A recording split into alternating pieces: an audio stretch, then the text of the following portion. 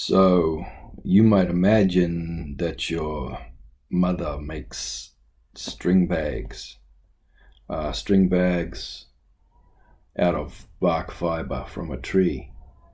And she makes a particular design that's named after a little Australian viper called, a lot of people call it a death adder.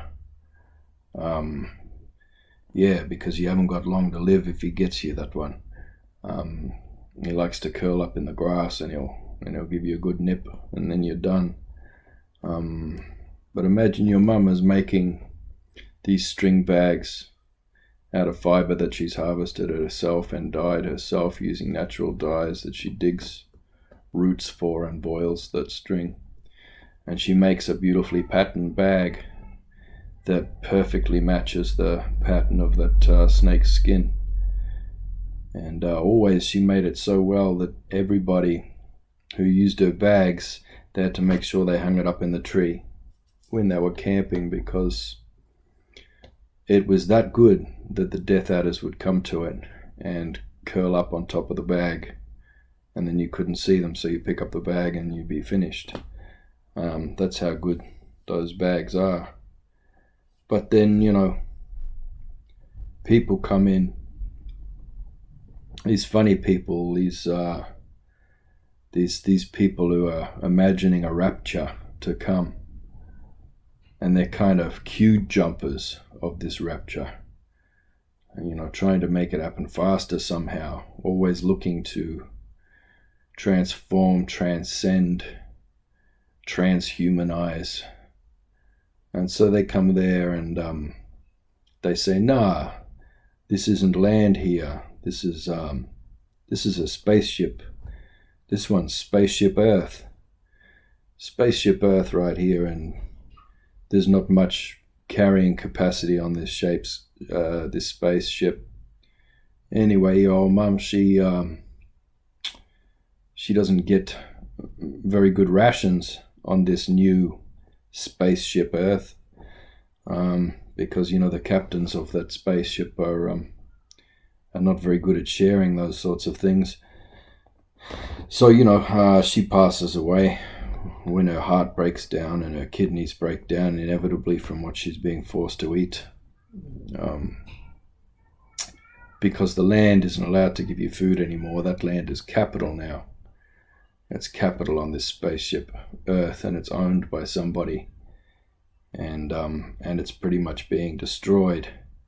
There is a story place, a sacred site for that death adder snake nearby, and that place is destroyed when a big bauxite, the ore that they make aluminium out of, big bauxite plant is built right on top of that sacred site for that death adder. And those things pass, and those bags are no more. You might see one in the basement of a museum 3,000 kilometers away.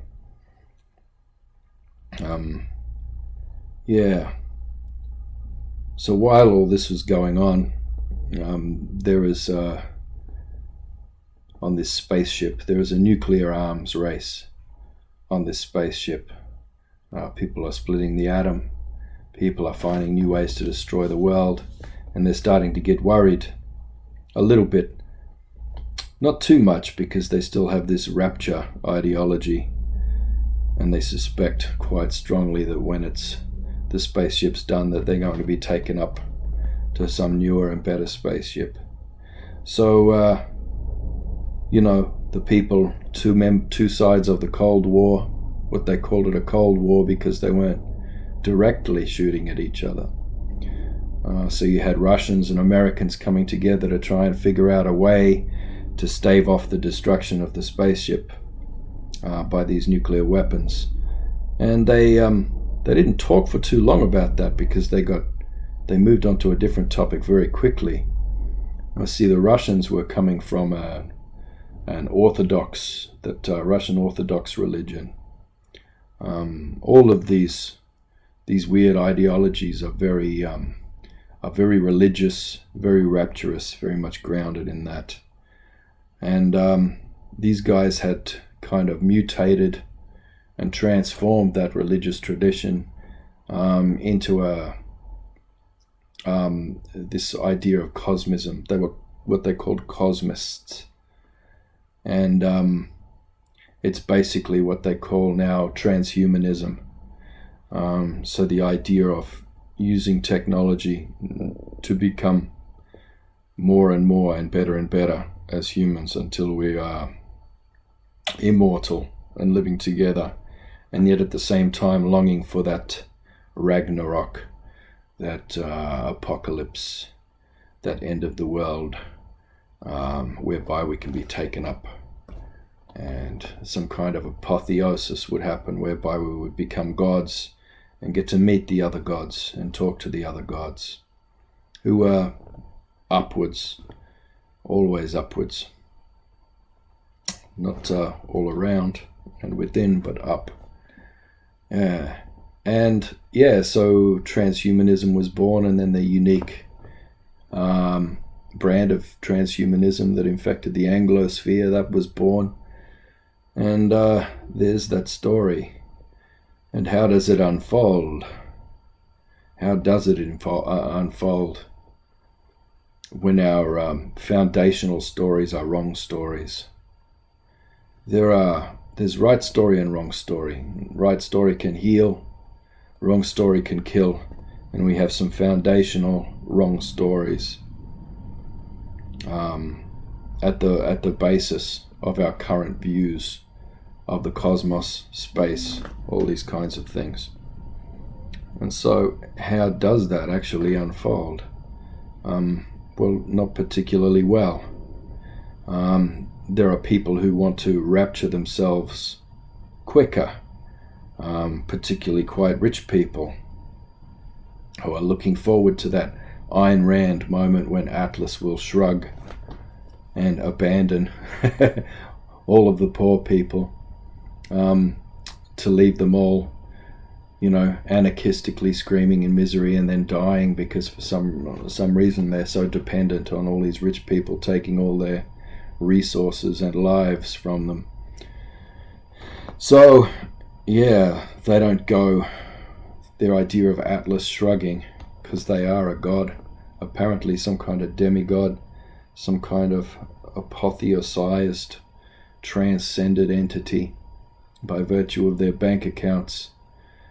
They are, they're doing more than NASA now. They're building their own spaceships, their own escape pods, and looking at terraforming other places. They want to go up, but they're not going to wait to be taken up because they suspect that might be wrong story. So they're going to make it happen for themselves and go up. This rapturous relation that has been occurring for about the last 10,000 years in a handful of cultures that have managed to take over the world.